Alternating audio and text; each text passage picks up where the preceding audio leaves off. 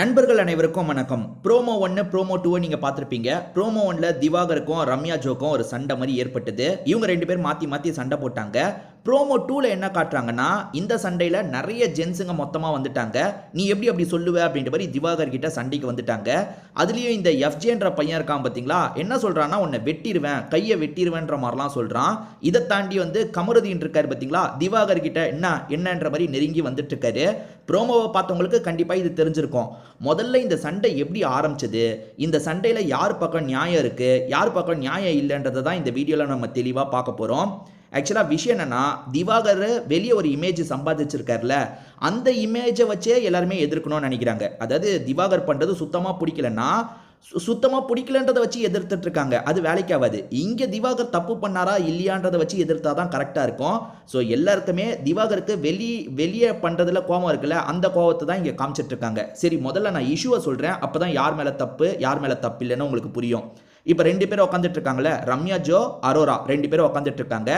இவங்க வந்து இன்ஸ்ட்ரக்ட் பண்ணி திவாகர் வேலை பார்க்குற மாதிரி இங்கே நடந்துட்டு இருக்கு. இந்த ரூம்ல ஏதோ ஒரு விஷயத்தை இன்ஸ்ட்ரக்ட் பண்றாங்க, அவர் வேலை பண்ணிட்டு இருக்காரு.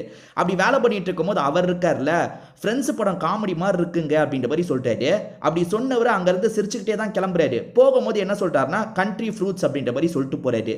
அது வார்த்தைன்னு பார்த்தா கண்ட்ரி ஃப்ரூட் அப்படின்றது, ஆனா வந்து வடிவேல் காமெடியில கண்ட்ரி ஃப்ரூட்ஸ் அப்படின்ற மாதிரி காமெடியா சொல்லுவாரு பாத்தீங்களா, அதே மாதிரி தான் திவாகரும் சொல்லிட்டு போறாரு. சரி, திவாகர் இவங்க ரெண்டு பேரை பார்த்து தான் அதை சொன்னாரான்னு கேட்டா அதுவும் உறுதியா சொல்ல முடியாது. ஏன்னா அவர் வந்து ஜாலியா பேசிக்கிட்டே போறாரு. என்ன சொல்றாரு, ஃப்ரெண்ட்ஸ் படம் காமெடி மாதிரி ஆயிடுச்சுங்க என்னோட நிலைமைன்ற மாதிரி சொல்லிட்டு அப்படியே பேச்சு வாக்கில் சொல்லிக்கிட்டே போகும்போது தான் அது சொல்றாரு. வெளியே பார்வதி கிட்ட பேசுறதுக்காக தான் அவர் போயிருப்பாரு. இந்த சமயம் ரம்யா ஜோ இருக்காங்கல்ல, அவர் கடைசியா என்ன சொல்லிட்டு போனாரு அப்படின்ற மாதிரிலாம் பக்கத்தில் இருக்க அரோரா கிட்ட கேட்குறாங்க. அவர் என்ன சொன்னாருன்றது உங்களுக்கு தெரியாதா, அது ஒரு காமெடி சீனுன்றது உங்களுக்கு தெரியாதா, அதாவது அவர் காமெடின்ற அர்த்தத்தில் தான் அதை சொன்னாருன்றது ரம்யா ஜோக்கு தெரியுமா தெரியாதா, தெரியாதுன்னா இவங்க நடிக்கிறாங்கன்னு தான் அர்த்தம். அது தெரியாதாங்க, எல்லாருக்குமே தெரிஞ்ச காமெடி. சரி, அது தெரியலனே வச்சுக்கோங்களேன். இப்போ அரோரா கிட்ட அவர் என்ன சொன்னாருன்ற மாதிரி கேட்குறாங்க. அரோரா தெளிவாக சொல்றாங்க, அதாவது வந்து அதோட வார்த்தை வந்து கண்ட்ரி ப்ரூட் அப்படின்றது, ஆனால் அவர் கண்ட்ரி ஃப்ரூட்ஸ்ன்னு சொல்லிட்டு போறாரு அப்படின்ற மாதிரி சொல்றாங்க. சரி, அதுக்கான அர்த்தம் என்னன்ற மாதிரிலாம் இவங்க கேட்டுக்கிறாங்க. அதாவது முட்டாளு, நீ போன்ற மாதிரி திட்டுற மாதிரி வார்த்தைன்னு தெரிஞ்சோன்னா ரம்யா ஜோ இருக்காங்கல்ல, வேகமாக வெளியே வந்துடுறாங்க. எங்க கிட்ட வந்து உங்களுக்கு வேலை கொடுக்க சொல்லி சொன்னாங்க, அந்த வேலையை தான் நாங்கள் கொடுத்தோம், அதுக்காக எப்படி நீங்க இந்த மாதிரி திட்டுவீங்க அப்படின்ற மாதிரி கேட்குறாங்க.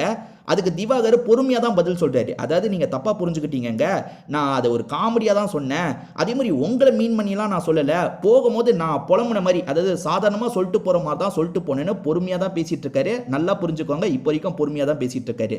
ஆனால் ரம்யா கொஞ்சம் வந்து கோவப்படுற மாதிரி பேசிட்டு இருக்காங்க, திட்டுற மாதிரி பேசிட்டு இருக்காங்க. இதுதான் சான்ஸ்ன்ற மாதிரி பிரவீன் ராஜ் அங்கிருந்து பதிலாம் சொல்ல ஆரம்பிக்கிறாரு. பிரவீன் ராஜுக்கும் இந்த இஷ்யூக்கும் சம்பந்தமே இல்லை தானே, அதனால திவாகர் எங்க நாங்க பேசிக்கிறோங்க, நீங்க எதுக்கு நடுவில் வரீங்கன்னு கேட்கிறாரு. அதெல்லாம் இல்ல, வீட்டில் எந்த இஷ்யூனாலும் யாருனாலும் உள்ள வரலான்ற மாதிரி கெமி உள்ள வந்துடுறாங்க. அதாவது திவாகர் மேல ஏற்கனவே கெமிக்கு கோவம் இருக்குல்ல, கெமி உள்ள வந்துடுறாங்க. ரம்யாவும் சும்மா இருக்க மாட்டாங்க. எங்க ஒவ்வொருத்தருக்கும் ஒவ்வொரு கருத்து இருக்கும், அவங்க வந்து சொல்லக்கூடாதுன்னா நீங்க எப்படி சொல்லுவீங்க. இப்ப எடுத்துக்கோங்க, அரோரா சின்க்லர் அங்க இருந்தாங்க, அவங்களுக்கு கோவம் வரல, எனக்கு இந்த விஷயத்தை கேட்கும்போது கோவம் வந்தது, நான் ரியாக்ட் பண்றேன், இதுல என்ன தப்புன்ற மாதிரி கேட்குறாங்க. ஆக மொத்தத்தில் ஒன்றும் இல்லாத விஷயத்தையே ரம்யா ஜோ பெருசாக்குறாங்களா. ஆனால் ரம்யா ஜோ, அரோரா, அதுக்கப்புறம் திவாகருக்கு தான் என்ன நடந்ததுன்றது தெரியும். மற்ற எந்த ஹவுஸ்மேட்டுக்கும் என்ன நடந்ததுன்னே தெரியாது, அங்கே எதனால சண்டை ஏற்பட்டதுன்னு கூட தெரியாது. ஆனால் இப்போ எல்லாருமே பஞ்சாயத்து பேசுறதுக்காக இந்த இடத்துக்கு வந்துடுறாங்க. எல்லாரும் திவாகரை டார்கெட் பண்ணிட்டு இருக்காங்க. திவாகர் நான் உங்களை மீன் பண்ணி பேசலங்க, நான் வேணும்ட்டே பேசலங்கன்னு சொல்றாரு. சரி, இப்போ அந்த கண்ட்ரி ஃப்ரூட்ஸ்ன்றது காமெடின்றது ரம்யா ஜோக்கு புரியலனே வச்சுக்கோங்களேன். அண்ணன் இதுக்கப்புறம் இந்த மாதிரி பேசாதீங்க, நீங்கள் காமெடி சீனா பேசினாலும் சரி, சாதாரணமாக சொன்னாலும் சரி, என்ன மீன் பண்ணிலாம் அப்படி சொல்லாதீங்க, இதுக்கப்புறம் இப்படி பண்ணாதீங்க, எனக்கு பிடிக்கலனா முடிஞ்சு போயிடுச்சு. ஆனால் ரம்யா ஜோ விட மாட்டாங்க, இதையே சாக்கா வச்சு இவரை போட்டு திட்டுறாங்க.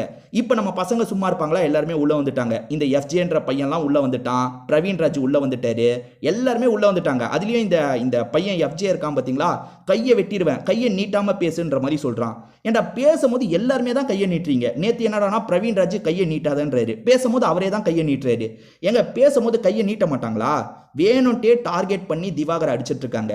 அதாவது திவாகர் வெளியே பண்ணுறது பிடிக்கல, எல்லாருக்குமே பிடிக்கல. அதாவது பார்க்குற 100% ஆளுங்களுக்குமே அது பிடிக்கல. நீங்கள் அதுக்காக உள்ள எப்படி எதிர்த்துட்டு இருப்பீங்க? உள்ள அவர் பண்ணுறது எது தப்பாக இருக்கோ அதுக்கு எதிருங்க, அதுதானே கரெக்டாக இருக்கும்.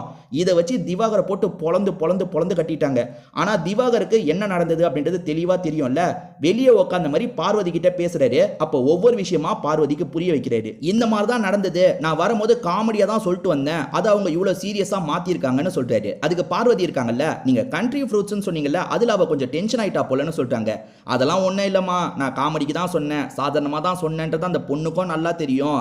ஏன்னா பக்கத்தில் இருக்க அரோரா சாதாரணமாக எடுத்துக்கும் போது இந்த பொண்ணு மட்டும் கோவப்படுறானா, வேணும்ட்டே இதை வச்சு ஒரு சீனை கிரியேட் பண்ணணும்னு அந்த பொண்ணு முடிவு பண்ணிட்டா. அதுக்காக தான் வேகமாக வெளியே வந்தா இந்த ஒரு விஷயத்தை எடுத்து என்கிட்ட பிரச்சனை பண்ண ஆரம்பிச்சா. இவர் முதல்ல அட்டென்ஷன் கொடுக்காம தான் இருந்திருப்பாரு, சாதாரணமாக அந்த பிரச்சனையை முடிக்க தான் ட்ரை பண்ணியிருப்பாரு. ஆனால் ரம்யா ஜோ வேணும்ட்டே அந்த பிரச்சனையை பெருசாக்கி இருப்பாங்க. அதுக்கப்புறம் தான் பசங்க எல்லாருமே என்ன ஏதுன்னு தெரியாமல் உள்ளே வந்திருப்பாங்க. ஏன்னா நடந்த விஷயம் 3 பேருக்கு தான் தெரியும். அரோரா சின்க்ளேரை பொறுத்த வரைக்கும் என்ன நடந்ததுன்னு தெளிவாக தெரியும், அவர் எந்த அர்த்தத்தில் சொன்னாருன்றதும் தெளிவாக தெரியும். ஆனால் ரம்யா ஜோ அதை பெருசுப்படுத்தினாங்க, அதை பசங்க எல்லாருமே பிடிச்சிட்டாங்க. இது திவாகருக்கு தெளிவாக தெரியுது. திவாகர் என்ன சொல்றாருன்னா, அந்த பொண்ணு அட்டென்ஷனுக்காக இந்த விஷயத்தை பண்றாமா, ஏன்னா ஸ்டிக்கர் கூட எனக்கு ஒட்டினா, அவளுக்கு தனிப்பட்ட முறையில் என்ன பிடிக்காது போல, அதுக்காக இந்த விஷயத்தை பிளான் பண்ணி தான் பண்ணிட்டு இருக்கா அப்படின்றத புட்டு வச்சிட்டாரு. அதை தாண்டி நான் மீனாட்சி அம்மன் மேல சத்தியமா சொல்றேன், இந்த மாதிரி நான் சாதாரணமாக தான் சொன்னேன்னு சொல்றாரு. சத்தியம் கித்தியெல்லாம் தேவையில்லை, அவர் சாதாரணமாக சொன்னாரான்னு கேட்டாலே தெளிவாக தெரியும், அவர் சாதாரணமாக தான் சொன்னார். பிளான் பண்ணி அந்த பொண்ணை கிண்டல் பண்ணோன்றதுக்காகலாம் சொல்ல, அதே மாதிரி திட்டுறதுக்காகலாம் சொல்ல. சண்டையில் எஃப்ஜே கையை வெட்டிடுவேன்ற மாதிரி சொல்லியிருப்பான். அதே மாதிரி அந்த கமருதீன் இருக்கார்ல, அடிக்கிற மாதிரிலாம் வந்திருப்பாரு. ஸோ இது எல்லாத்தையும் நம்ம கேமராவை பார்த்த மாதிரி எக்ஸ்பிளைன் பண்ணிடணும்னு இந்த திவாகர் முடிவு பண்ணிட்டாரு. என்ன பண்ணுறாருன்னா, தனியாக கேமரா இருக்கிற இடத்துக்கு வந்துட்டாரு. பிக் பாஸ், இந்த மாதிரி தான் நடந்தது, கமருதீனுக்கு ஏற்கனவே என்ன பிடிக்கல, என் மேலே கோவத்தில் இருந்தான், அதனால இதை யூஸ் பண்ணிக்கிட்டான். அதே மாதிரி அந்த எஃப்ஜேன்ற பையன் என்னோட கையை வெட்டிடுவேன்னு சொல்கிறான். இதெல்லாம் ரொம்ப தப்பு பிக் பாஸ், இதுதான் நடந்தது. அந்த ரம்யா வேணும்ட்டே இந்த மாதிரிலாம் பண்ணிட்டு இருக்காங்க, அட்டென்ஷனுக்காக இந்த மாதிரி பண்ணிட்டு இருக்காங்க. இந்த மாதிரி புட்டு ஒவ்வொரு விஷயமா பேசிட்டு இருக்காரு. இது எல்லாத்தையும் கவனிச்சிட்டு இருக்கவங்களுக்கு இவன் என்னடா கேமரால போய் எல்லாத்தையும் சொல்லிட்டு இருக்கான் அப்படின்ற மாதிரி பயம் வந்துருச்சு. ஏன்னா இவர் நடந்த எல்லா விஷயத்தையும் ஆர்டரா சொல்றாரு. அவர் ஏதாவது சொல்லிட்டு போறாருன்னு இவங்க அமைதியா இருக்கலாம்ல, ஆனா மற்றவங்களுக்கு இதை பார்க்கும்போது பயம் வந்துருச்சு. என்னடா இவன் நடந்த விஷயத்தெல்லாம் சொல்லிட்டு இருக்கான்ற மாதிரி பயப்படுறாங்க. ஏற்கனவே எஃப்ஜே கையை வெட்டிடுவேன்னு சொன்னா பாத்தீங்களா, அதே மாதிரி கமருதீன் அடிக்கிறதுக்காக வந்திருப்பாரு. ரெட் கார்டு கிடைக்க கூட வாய்ப்பு இருக்குன்ற மாதிரி 2 பேருக்கும் ஒரு பயம் இருந்தது. கேமரால இவர் குறிப்பா என்ன சொல்றாருன்னா, பிரவீன் ராஜ், கமருதீன் இவங்களாம் வேணும்ட்டே என்ன ஸ்டார்டிங்ல இருந்தே டார்கெட் பண்ணிட்டு இருக்காங்க. பத்தாததுக்கு ஒரு சைடு கெமி வேற என்ன டார்கெட் பண்ணிட்டு இருக்கா. ரம்யாவை யாருமே கேட்கல, எல்லாருமே என்னையே சுத்து போட்டுட்டு இருக்காங்க, வேணும்ட்டே பிளான் பண்ணி இப்படி பண்ணிட்டு இருக்காங்கன்னு இவர் கேமரால பேசிட்டு இருக்கும்போது முதல்ல இந்த இடத்துக்கு பார்வதி வராங்க.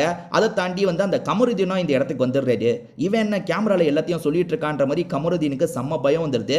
கமருதீன் இருக்கார்ல, அதெல்லாம் பெருசா எடுத்துக்காதீங்க, நான் தெரியாம பண்ணிட்டேன் அப்படின்ற மாதிரி இந்த இடத்துல வச்சு சாரிலாம் கேட்டுட்டு இருக்காரு. அதாவது அவர் கேமரால ரெஜிஸ்டர் பண்ற மாதிரி நம்மளும் ரெஜிஸ்டர் பண்ணிடலாம், நாளை பின்ன பிரச்சனை வந்துற போது அப்படின்ற மாதிரி கமருதீன் பயந்துடுறாரு.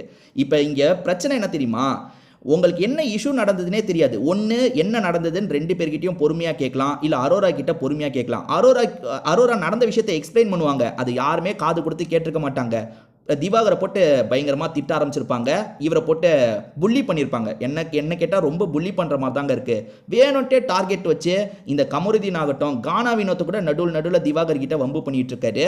ஸோ திவாகர் இவங்களெல்லாம் நம்பினா வேலைக்காகாது, நம்ம நடந்த விஷயத்த கேமராவில் அப்பப்போ ரெஜிஸ்டர் பண்ணலாம், அப்போ தான் கரெக்டாக இருக்கும்ன்ற மாதிரி தான் ரெஜிஸ்டர் பண்ணிட்டு இருக்காரு. இதுதாங்க இஷ்யூ. அந்த கண்ட்ரி ஃப்ரூட்ஸ் அப்படின்ற வார்த்தையை வச்சு தான் ரம்யா ஜோ இவ்வளோ பெரிய இஷ்யூவை பண்ணாங்க. ரம்யாக்கும் திவாகருக்கும் நடுவில் நடந்த பிரச்சனை தான் இது. அவங்களே பேசி முடிச்சிருப்பாங்க. வேணும்ட்டே இவங்க எல்லாருமே திவாகர் மேலே இருக்க வன்மத்தை தீர்க்கிறதுக்காக தான் வந்த மாதிரி எனக்கு தெரிஞ்சது. ஸோ இந்த இஷ்யூவை நீங்கள் ஃபுல்லாக பார்க்கும்போது உங்களுக்கே தெரியும் பாருங்க, திவாகர் மேலே தப்பு இல்லை, இவங்க மேலே தான் தப்புன்னு. ஸோ பார்த்ததுக்கப்புறம் நீங்கள் உங்கள் முடிவை சொல்லுங்கள்.